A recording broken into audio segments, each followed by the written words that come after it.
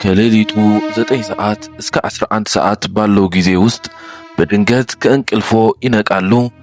ይህ በአጋጣሚ የሚሆን ይመስሉታል? በፍጹም። ፈጣሪ በዚህ ሰዓት ለምን እንደሚቀሰቅሶት የሚያውቁት 3 ታላላቅ ምስጢሮች አሉ። ከተኛህበት በድንገት ከእንቅልፍህ ነቅተህ የስልክህን ሰዓት ስትመለከት ከሌሊቱ 9 ሰዓት መሆኑን አይተህ ለምን ይሄ ነገር እንደተደጋገመብህ አስበህ ታውቃለህ? በዚህ ወቅት ሰዓትህን ስትመለከት ከሌሊቱ 9 ሰዓት እስከ 11 ሰዓት ላይ ባለው ነው። ይህ እረፍት ያጣህበት ምሽት ሆኖ እንዳይሰማ እንቅልፍ ማጣት ወይም የዘፈቀደ የእንቅልፍ ዑደት መዛባት አይደለም። እግዚአብሔር ራሱ እየጠራህ እንደሆነ ብነግርህስ? ይህ አጋጣሚ አይደለም። ይህ መለኮታዊ ቀጠሮ ነው። በዛሬው ቪዲዮ ላይ እግዚአብሔር የመረጣቸውን ሰዎችን በእነዚህ ሰዓት ውስጥ ለምን እንደሚቀሰቅሳቸው ከጀርባ ያለውን መንፈሳዊ ምስጢር እናያለን። እስከ መጨረሻው እንድትመለከቱት አሳጥሬ አቀርብላችኋለሁ። በሌሊት ከመንቃት በስተጀርባ ያለው እውነተኛ ምክንያት እግዚአብሔር በእነዚህ ውድ ጊዜያት እንድታደርጉ የሚፈልገው ነገር ሲኖርና ይህንን ጊዜ ተጠቅማችሁ መለኮታዊ በረከቶችን በሕይወታችሁ ውስጥ ገፍታችሁ እንድትበዘብዙ ዕድልን ሲሰጣችሁ ነው። እነዚህ 4ቱ የሌሊት ክፍለ ጊዜያትና በመጽሐፍ ቅዱስ ውስጥ መለኮታዊ ምሳሌዎቻቸው እንመልከት። በመጽሐፍ ቅዱስ ጊዜ ፀሐይ ስትጠልቅ እስከምትወጣ ያሉት ጊዜያት በ4 ሰዓቶች ተከፍለዋል። እያንዳንዳቸውም ለ3 ሰዓታት ያክል የሚቆይ ናቸው። የመጀመሪያው ክፍል ከምሽቱ 12 ሰዓት እስከ ምሽቱ 3 ሰዓት የማሰላሰልና የምስጋና ጊዜ ይባላል። ሁለተኛው ደግሞ ከምሽቱ 3 ሰዓት እስከ እኩለ ሌሊት 6 ሰዓት ድረስ የጠለቀ የምልጃ ጊዜ ሲባል፣ ሶስተኛው ደግሞ ከእኩለ ሌሊት 6 ሰዓት እስከ ሌሊት 9 ሰዓት የመንፈሳዊ ጦርነትን የማምለጥ ሰዓት ሲሆን፣ አራተኛውና የመጨረሻው ሰዓት ከሌሊቱ 9 ሰዓት እስከ ንጋት 12 ሰዓት የመለኮታዊ ጉብኝትና የመገለጥ ሰዓት ተብሎ ይታወቃል። አራቱንም የሌሊቱ ክፍሎች ተራ ሰዓት አይደሉም። ወቅቱ እግዚአብሔር ሕዝቡን ወክሎ በኃይል የሚንቀሳቀስበት ጊዜ ነው። በዚህ ጊዜ ነበር ያዕቆብ ከመላእክት ጋር የታገለውና ሕይወቱን የሚለውጥ በረከት ያገኘው። በዘፍጥረት ላይ ይመልከቱ። በማርቆስ 6 ደግሞ ከሌሊቱ በ4ኛው ክፍል ላይ ኢየሱስ የደቀ መዛሙርቱን ጭንቀት አይቶ ከአውሎ ነፋስ ለማዳን በውሃ ላይ እየተራመደ መምጣቱንም ይነግረናል። እንዲሁም ደግሞ የሐዋርያት ሥራ 16 ቁጥር 25 እስከ 26 ላይ ጳውሎስና ሲላስ በእስር ቤት ይጸልዩና በዜማ ያመሰግኑት ነበር። እናም የመሬት መንቀጥቀጥ ሆነ፣ ነፃም ወጡ። ይህ ሰዓት ስልጣናዊ ነው። እግዚአብሔር አንተን ለማግኘት እየሞከረ ነው። ጥያቄው ግን መንፈስህና ሥጋ ለመስማት ዝግጁ ነው ወይ? ብዙ ሰዎች ከሌሊቱ 9 ሰዓት እስከ 11 ሰዓት ላይ በድንገት ከእንቅልፋቸው ሲነቁ ይደነግጣሉ። የጭንቀት፣ የመጥፎ ጤንነት ወይም የእንቅልፍ ማጣት ምልክት እንደሆነ አድርገው ይወስዱታል። ግን እግዚአብሔር የሚነግራችሁ አስቸኳይ ነገር ስላለው ቢሆንስ?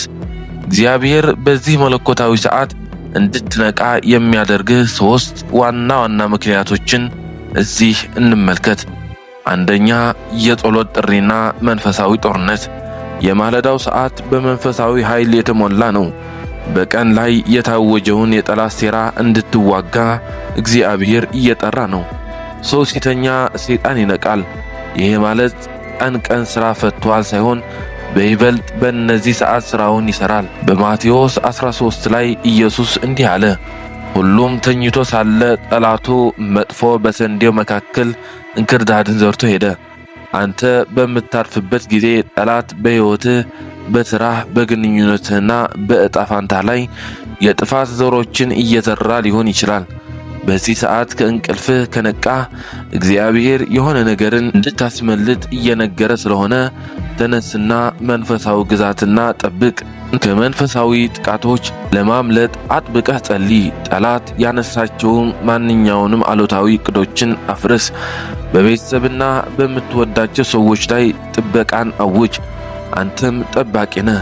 ሕዝቅኤል 33 ከቁጥር 4 እስከ 6 እንዲህ ይላል። የመለኮቱን ድምፅ የሚሰማ ሰው ባይጠነቀቅ ሰይፍም መጥቶ ቢወስደው ደሙ በራሱ ላይ ይሆናል። የመለከትን ድምፅ ሰምቶ ስላልተጠነቀቀ ደሙ በራሱ ላይ ይሆናል። ቢጠነቀቅስ ኖሮ ነፍሱን ባዳነ ነበር። ጉበኛው ግን ሰይፍ ሲመጣ ቢያይ መለኮቱንም ባይነፋ ሕዝቡንም ባያስጠነቅቅ ሰይፍም መጥቶ አንድ ሰው ከእርሱ ቢወስድ እርሱ በኃጢአቱ ተወስዷል። ደሙን ግን በጉበኛው እጅ እፈልጋለሁ። በራስህና በዙሪያህ ላሉ ሰዎች ክፍተት ውስጥ የመቆም ኃላፊነት አለብህ። እግዚአብሔር ካነቃህ ከአልጋህ ላይ አትገላበጥ፣ ተመልሰህም እንዳትተኛ ጸልይ። ሁለተኛ፣ መለኮታዊ መገለጥና የመመሪያ ጊዜ። እግዚአብሔር በሁሉም ቦታ በየትኛውም ጊዜ ይናገራል። በይበልጥ ደግሞ የሚናገረው ዓለም ዝም ስትል ነው። የሌሊቱ ጸጥታ የእርሱን ድምፅ ለመስማት ቀላሉ ያደርግልሃል። ኢዮብ 33 ከቁጥር 14 እስከ 15 እንዲህ ይላል። እግዚአብሔር በአንድ መንገድ በሌላም ይናገራል፣ ሰው ግን አያስተውልም። በሕልም በሌሊት ራእይ አፍላ እንቅልፍ በሰዎች ላይ ሲወድቅ በአልጋ ላይ ተኝተው ሳሉ ይህ ጊዜ እግዚአብሔር ለሕይወትህ በሥራ እንዲሁም በአንተ አካባቢ ባሉ ሰዎች መመሪያዎችን የሚሰጥበት ጊዜ ነው። የወደፊት ምስጢሮችን ይገልጽልሃል። ሊመጡ ስለሚችሉ አደጋዎችንም አስቀድሞ ያስጠነቅቅሃል። በዚህ ጊዜ መንፈስ ቅዱስ ሐሳቦችና መለኮታዊ ስልቶችን ወደ መንፈሳችሁ ያወርዳል። ከእንቅልፋችሁ ስትነቁ ይህንን አድርጉ።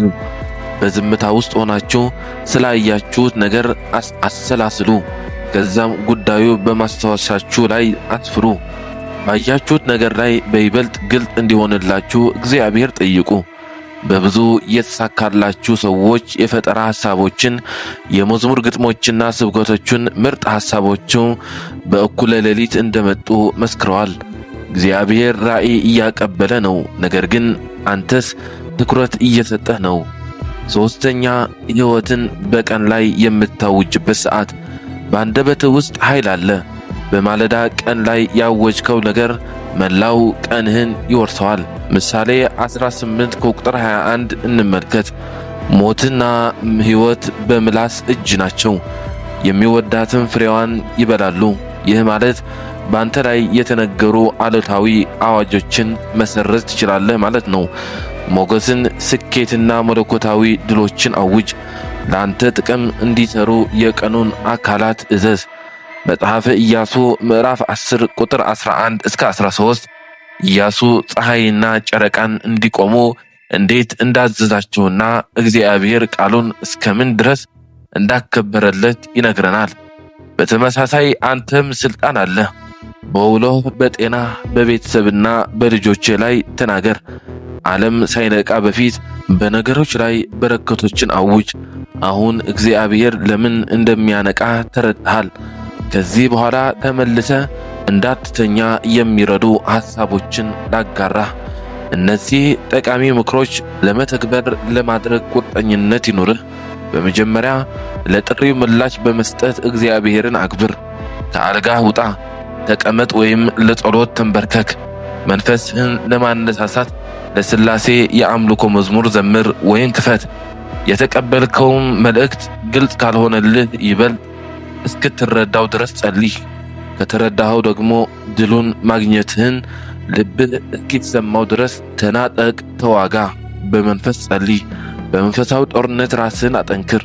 እግዚአብሔር የገለጠልህን ምስጢር ጻፍ። ማርቆስ 1 ከቁጥር 35 ማለዳም ተነስቶ ገና ሌሊት ሳለ ወጣ፣ ወደ ምድረ በዳም ሂዶ በዚያ ጸለየ ይለናል። እኛስ እንዴት አብልጠን ልንጸልይ ይገባናል? ይህ ጸሎት አብረን ጸልይ። የሰማይ አባት ሆይ ስላነቃኸኝና ወደ መገኘትህ ስለጠራኸኝ አመሰግናለሁ። ይህ አጋጣሚ ሳይሆን ወደ አንተ ለመቅረብ መለኮታዊ ግብዣ መሆኑ አምናለሁ። በመንፈስ ንቁ እንደሆንክ ለድምፅህ ምላሽ እንድሰጥ እርዳኝ። በኃይልና በስልጣን እንድጸልይ እርዳኝ። በጠላቶቼ ላይ እንድቆም እርዳኝ። እናም በዚህ ሰሞን ለእኔ ያለህን ድምፅ እንድቀበል አበርታኝ። ሕይወቴ ካንተ ፈቃድ ጋር የተጣጣመ መሆኑ አውጃለሁ እና ወደ ወሰንከኝ ዕጣ ፈንታ እገባለሁ። በኢየሱስ ስም አሜን። በዚህ መልእክት እንደተባረካችሁበት አምናለሁ። ቪዲዮውን ከወደዱት ላይክ፣ ሼር ያድርጉ። አስታውሱ፣ እግዚአብሔር ከእንቅልፋችሁ ሲያነቃችሁ እርሱ የሚነግራችሁ ነገር አለው። እግዚአብሔር ያበርታን።